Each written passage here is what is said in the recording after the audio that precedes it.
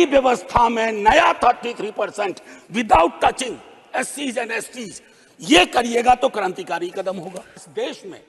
शायद there is nothing in name but everything is there in the surname. चूल्हा मिट्टी का, मिट्टी तालाब की, तालाब ठाकुर का, भूख रोटी की, रोटी बाजरे की, बाजार खेत का, खेत ठाकुर का, बैल ठाकुर का, हल ठाकुर का, हल की मूठ पर हथेली अपनी, फसल ठाकुर की, कुआं ठाकुर का, पानी ठाकुर का, खेत खलिहान ठाकुर के, गली मोहल्ले ठाकुर के, फिर अपना क्या, गांव, देश, शहर। और मैं फिर से क्लैरिफाई करता हूं, वो ठाकुर मैं भी हूं, वो ठाकुर संसद में है, वो ठाकुर विश्वविद्यालयों में है, वो ठाकुर विधायिका को कंट्रोल करता है। इस ठाकुर को मारो जो हमारे अंदर है।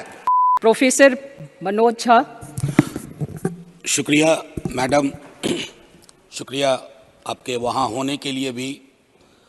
बस मैं आपके माध्यम से ये कहना चाहूँगा कि इतिहास में, संसदीय लोकतंत्र के इतिहास में ऐसे क्षण आते हैं जब ये कहना मुश्किल हो जाता है, जो मीडिया के लोग पूछते हैं बाहर, आइज और नोज। ये मसला यस और नो का नहीं है माननीय उपसभापति जी, ये मसला हमारे देश की तारीख से जुड़ा हुआ है। ये मसला इस बात से जुड़ा हुआ है जो प्रधानमंत्री जी ने अभी बीते दिनों सेंट्रल हॉल में कहा था, कैनवस बड़ा होगा, आकृति बड़ी होगी। बड़ा कैनवस है लेकिन आकृति छोटी गढ़ी जा रही है और ये इतिहास स्मरण करेगा, ये मैं आपके माध्यम से कहना चाहता हूं। अब नारी शक्ति वंदन अधिनियम, मुझे तो समझ में नहीं आया कि ये लेजिस्लेशन है या किसी तरह का धार्मिक ग्रंथ की एक उसका शीर्षक है, क्योंकि बचपन से पढ़ता आया इस देश में, जब आपकी सरकार, बीजेपी की सरकार नहीं थी, जत्र नार्यस्तु पूज्यन्ते रमन्ते तत्र देवता। पता नहीं देवता रमन करते हैं कि नहीं, लेकिन हमने इस श्लोक के बावजूद महिलाओं का मोलेस्टेशन देखा, घरेलू हिंसा देखी, सबसे ज्यादा रेप परिवार नाम की संस्था में देखा, जिसका आंकड़ा खुद सरकार देती है। तो मुझको लगता है ये जो विरोधाभासी चरित्र है हमारे देश का, इस विरोधाभासी चरित्र पर भी बात होनी चाहिए। आज काफी सारी महिलाएं हैं, पत्रकार भी इस दर्शक दीर्घा में, इनको भी ये कहना चाहता हूं कि हमारे कुछ सरोकार हैं। इस देश में ऐसा नहीं चल सकता कि एक तरफ ये श्लोक पढ़ा जाए और दूसरी तरफ हम उस जुबान को छोड़ दें जो संविधान से आती है। मैडम, संविधान राइट्स की बात करता है, अधिकार की।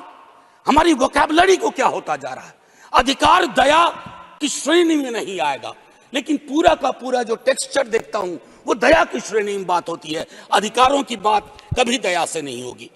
माननीय deputy chairman ma'am, chairperson ma'am, sorry, as per the delimitation commission 2008 हमारे पास जो सीट्स हैं 412 जनरल सीट्स, 84 SCs, 47 STs। अब हम क्या कर रहे हैं इस बिल के माध्यम से, 84 और 47 के अंदर 1/3 कर रहे हैं। क्या यह अन्याय नहीं है? एग्जिस्टिंग सीट्स में नहीं, जो 33% आ रहा है उसके अंदर, जिसका आंकड़ा अभी के हिसाब से 136 सीट बैठता है, उसमें SC, ST और OBC की व्यवस्था हो। क्योंकि देखिए, मैं आपके माध्यम से कहूं, हर महिला को बहुत मुश्किल से आगे बढ़ना पड़ता है, ये आप भी जानती हैं। और खास करके पिछड़े वर्गों की महिलाएं, अनुसूचित जाति जनजाति की महिलाएं, उनका डिप्रिवेशन और वल्नरेबिलिटी बाकियों से ज्यादा होती है। हैंड होल्डिंग करने के लिए कोई नहीं होता है, हैंड होल्डिंग करने के लिए कोई नहीं होता है। अगर आप पहुंची तो बिना हैंड होल्डिंग के, लेकिन उन पिछड़ी जाति की महिलाओं का क्या, जिनके हैंड होल्डिंग के लिए ना हमारे धर्म ग्रंथों में कोई व्यवस्था है और ना आज की समकालीन बातचीत में कोई व्यवस्था है। रेटोरिकली हम कुछ भी कह दें, मेरा सिर्फ आपके माध्यम से कहना होगा कि हमारी पार्टी, आज मैं स्मरण कर रहा हूं, हमारे राष्ट्रीय अध्यक्ष लालू प्रसाद यादव जी, भगवतिया देवी, कई लोग जानते होंगे, पत्थर तोड़ने वाली महिला थी, पत्थर तोड़ने वाली, हम ना सहबो गाली भैया, हम ना सहबो गाली। वहां से, गया से निकल करके वो संसद तक पहुंची। क्या उसके बाद भगवतिया देवी आ पाई, फूलन देवी आ पाई? वो इसलिए नहीं आ पाई कि हम आपको दोष नहीं देते हैं, हमारी व्यवस्थाएं संवेदन शून्य है। मैं तो आग्रह करूंगा तमाम साथियों को, आप किसी भी दल में हो, आज एक बार उससे बाहर निकल करके सोचिए। यह ऐतिहासिक क्षण सचमुच ऐतिहासिक होगा अगर हमने आज इतिहास को व्यापक कैनवस पर देखा, जो प्रधानमंत्री जी कहते हैं। और प्रधानमंत्री जी की कथनी और करनी में फासला नहीं होना चाहिए, और यह फासला इसलिए नहीं होना चाहिए कि बड़े दूर फासले पे लोग खड़े हैं, अत्यंत पिछड़ी जातियों के लोग। मैडम, आप अगर आपके माध्यम से मेरी बात पहुंच रही हो तो आज मैं आग्रह करूंगा तमाम साथियों से, चिंता न करिए दलीय व्हिप की। दलीय व्हिप समाज की व्यवस्था पे भारी होना चाहिए, इसलिए मैंने कहा समर्थन विरोध नहीं। आज भी मौका है इसको सेलेक्ट कमेटी में भेज करके SC ST और ओबीसी को इनकॉर्पोरेट किया जाए। नहीं, आज हम नहीं करेंगे, हम ऐतिहासिक गुनहगार होंगे। मैं यकीन के साथ कहता हूं, बाहर लोग वॉच कर रहे हैं, कहेंगे कि तुमने क्या किया। ये व्यवस्था ऐसे नहीं बदली जाती है। तो मैं आपसे आग्रह करूंगा आपके माध्यम से कि अपने दायरों से अलग होकर के आप जब ओबीसी की बात करते हैं तो ये रेटोरिक से आगे बढ़ना चाहिए, हमारी चिंताओं में आना चाहिए। ये नहीं होगा कि बाबा साहब भीमराव अंबेडकर को माला भी पहनाए और उनकी बात को आत्मसात न करें। ये जो फर्क हमारे इसमें आ रहा है, इससे कई तरह के विरोधाभास का जन्म हो रहा है। मैडम चेयरपर्सन, मैं आपको कहूं कि कोटा विद इन कोटा की जब हम बात करते हैं तो उसमें एक टर्म आता है जो एक अमेरिकन सिविल राइट एक्टिविस्ट ने 89 में दिया, इंटरसेक्शनैलिटी। अब ये इंटरसेक्शनैलिटी को, चूंकि मैं हिंदी में बोल रहा हूं, आज मैंने सुबह इसका अनुवाद बहुत ढूंढा, उसके अनुवाद में एक अनुवाद आया प्रतिच्छेदन। इंटरसेक्शनैलिटी का मतलब होता है कि हम हर लेयर की एजेंसीज और उसके अंदर की क्या विधाएं हैं, उसके आधार पर अपना चरित्र, अफर्मेटिव एक्शन प्रोग्राम को यह देखना होगा।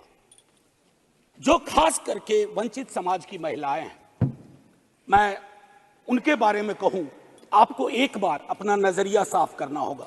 अगर चश्मा लगाती है सरकार, धूप का चश्मा नहीं, अगर सचमुच का चश्मा लगाती है तो उसके पावर बदलिए, उसको साफ करिए और ये तय करिए कि आज जब हम यहां से उठें तो एक कमिटमेंट दें ओबीसी वर्ग को। और ये मैं बार बार दोहरा रहा हूं कि 33% के को एग्जिस्टिंग में मत इनकॉर्पोरेट कीजिए, इट शुड बी सेपरेट। नई व्यवस्था में नया 33% without touching SCs and STs, ये करिएगा तो क्रांतिकारी कदम होगा। अक्सर हम लोग अपने प्रिविलेजेस को नहीं देखते हैं। मेरा सरनेम एक प्रिविलेज है, नीरज भाई का सरनेम एक प्रिविलेज है। हमारे सरनेम ने हमें प्रिविलेज दिए हैं। उन सरनेम्स को देखिए जिनके पास ये प्रिविलेज नहीं है। नहीं, ऐसे मैं बहुत अच्छा किया। मैं ये कहना चाह रहा हूं मैम चेयरपर्सन, मैं ये कहना चाह रहा हूं कि प्रिविलेज का जो व्याकरण है वो खत्म ही नहीं हो रहा है। मैंने पहले भी सदन में कहा था कि इस देश में शायद there is nothing in name but everything is there in the surname. उनके संघर्ष, उनका जीवन कठिन लगातार होता जाता है। और एक ऐतिहासिक तथ्य बताऊं, 31 में बेगम शहनवाज और सरोजनी नायडू ने संविधान बनने से बहुत पूर्व इक्वल रिप्रेजेंटेशन की बात की थी। हम काहे को अटके पड़े हैं 33 पर? मेरी तो समझ में नहीं आ रहा कि 33 के साथ क्या रिश्ता है हमारा। ये 50 क्यों नहीं हो सकता? ये 55 क्यों नहीं हो सकता? आपका पूरा का पूरा वर्ग चरित्र बदल जाएगा। आप नहीं चाहते हैं कि भगवतिया देवी यहां आए? हमेशा एक खास सरनेम, मैं तो बार बार कह रहा हूं कि जो अलग अलग दलों में भी हैं, अगर वो पहुंचे हैं यहां तक अपने संघर्ष से, तो उनको आज ये आवश्यकता है, उनको ये भरोसा दिलाया जाए कि ऐसी कोई चीज आगे नहीं होगी, सबके लिए खुलेगा। आपकी ये जो नई पार्लियामेंट है हमारी, ये रंगीन ज्यादा होगी। इंद्रधनुष में कई रंग होते हैं। हम ये कौन सा बिल ला रहे हैं जिसमें ब्लैक एंड व्हाइट के बाद शेड्स ऑफ ग्रे भी नहीं है? अगर हमारा उद्देश्य डिपेंडिंग ऑफ डेमोक्रेसी है, तो कदम उस दिशा में बढ़ाने होंगे।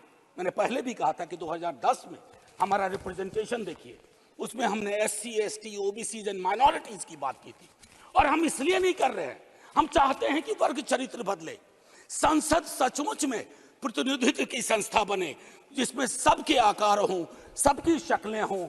ये ना हो कि एक प्रभुत्व वर्ग का उस पर हमेशा उस पर छाप रहे। अब मैं कहूं कि अभी जातिगत जनगणना, कल शाम के बाद मैम चेयरपर्सन, अब मैं आपका अटेंशन चाहता हूं। कल शाम के बाद इस देश में लोकसभा में बिल पास हुआ, उससे ज्यादा इस बात की चर्चा हो रही है OBCs के साथ नाइंसाफी हुई। इस बात की चर्चा हो रही है कि जातिगत जनगणना पर क्यों ब्लॉक किया जा रहा। और मैं ये कह रहा हूं, हमारे CM नीतीश जी और तेजस्वी जी डिप्टी CM, उन्होंने जातिगत सर्वेक्षण कराया। 28 अगस्त को मेरे पास दोनों एफिडेविट है। पहले एफिडेविट कौन लेके गए? सरकार। तुषार मेहता खड़े होते हैं, सॉलिसिटर जनरल, ये कहते हैं कि state government can not do any activity like census और एक्टिविटी अकिन टू सेंसस। लेकिन शाम तक जब अप्रोर होता है, दूसरी एफिडेविट आती है, कहती है गलती से वो पैराग्राफ लग गया था। सरकारें ऐसी गलतियां नहीं करती हैं, ये मानस करवाता है, ये प्रेजुडिस माइंड करवाता है।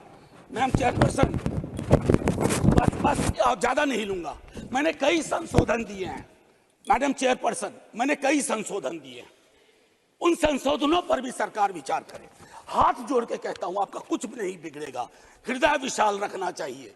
छोटे मन से, आप ही के बड़े नेता कह गए थे, छोटे मन से कोई बड़ा नहीं होता। कैनवास पे बड़ी लकीर खींचिए। और मैं आखिरी में एक बात कह के खत्म करूंगा कि गले मिलकर गला दबाने की कोशिश ना हो। मैम चेयरपर्सन, 1 मिनट, एक कविता लेके आया था, उसके पहले गले मिलकर गला ना दबाइए, और ये कविता पढ़ के खत्म करूंगा और जय हिंद बोल दूंगा।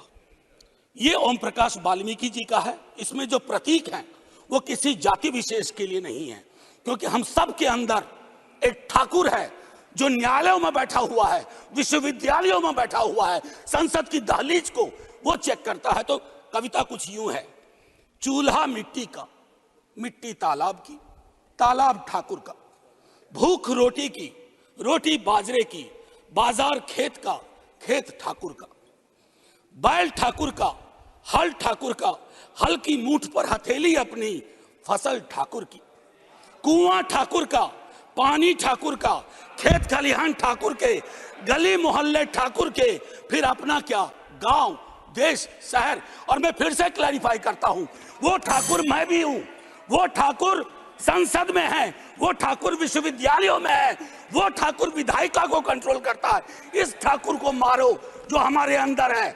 जय हिंद मैम, जय हिंद।